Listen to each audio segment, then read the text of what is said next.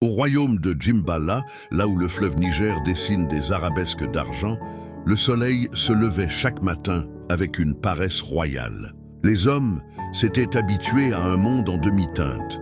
Le baobab était gris, l'eau était grise, et la joie elle-même avait la couleur du doute. Mais un jour, une fillette nommée Sia posa une question étrange à sa grand-mère. « Mamie, pourquoi le soleil ne nous donne-t-il pas ses vraies couleurs ?» La vieille femme, qui avait les yeux aussi profonds que le lac Tchad, chuchota « Parce que le python arc-en-ciel, gardien des pigments du monde, dort au sommet du mont Kourou. Le soleil a peur de le réveiller. Mais si tu veux les couleurs, va les voler.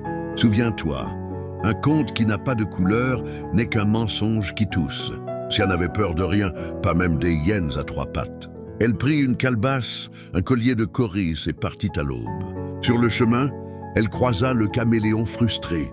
Il était transparent, comme tout le monde. « Où vas-tu, petite ?» Chercher le rouge du manguier mûr, le bleu du ciel en colère et le jaune du mil qui danse. Le caméléon ricana. « Imbécile, les couleurs n'existent pas. Le monde est un vieux pagne d'étain. » Mais Sia ne l'écouta pas. Elle grimpa le mont Kourou à quatre pattes, écorchant ses genoux. En haut, le python arc-en-ciel dormait enroulé sur lui-même, ses écailles cliquetant comme 1000 castagnettes. Il était si grand que sa queue trempait dans la mer et que sa tête caressait la lune. Sia sortit sa calebasse.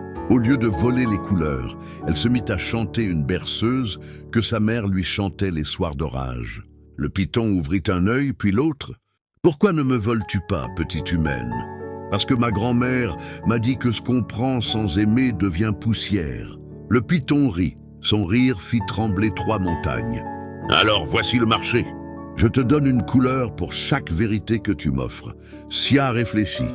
Puis elle dit, « Vérité numéro 1, les adultes ont peur des questions, mais les enfants ont peur des réponses. » Le python souffla une écaille rouge. La calebasse s'illumina. Vérité numéro 2, on ne pleure jamais pour la même raison qu'on rit, mais les larmes et les rires viennent du même puits. Une écaille bleue tomba. Vérité numéro 3, le conte que je vivrai aujourd'hui sera plus vrai que tous les mensonges qu'on m'apprendra demain. Le python frissonna.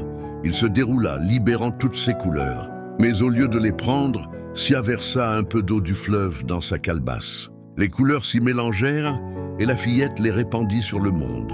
Le baobab devint vert, le ciel retrouva son bleu. Les fleurs de sable éclatèrent en orange et en pourpre. Le python arc-en-ciel, vidé de ses couleurs, devint blanc comme un linge. Il sourit pour la première fois. « Tu as compris, Sia. Les couleurs ne sont pas à garder, elles sont à donner. » Redescendu au village, Sia offrit à sa grand-mère un arc-en-ciel dans une calebasse. La vieille femme éclata de rire, et son rire fut si coloré que même les pierres se mirent à fleurir. Depuis ce jour, en pays d'Ogon, les enfants ont le droit de poser toutes les questions. Et si vous passez près du mont Kourou par un soir d'orage, vous entendrez peut-être un python blanc qui fredonne une berceuse en attendant qu'un autre enfant vienne lui voler. C'est vérité. Moralité. Ce n'est pas le soleil qui colore le monde, mais l'audace de ceux qui osent chanter face aux serpents.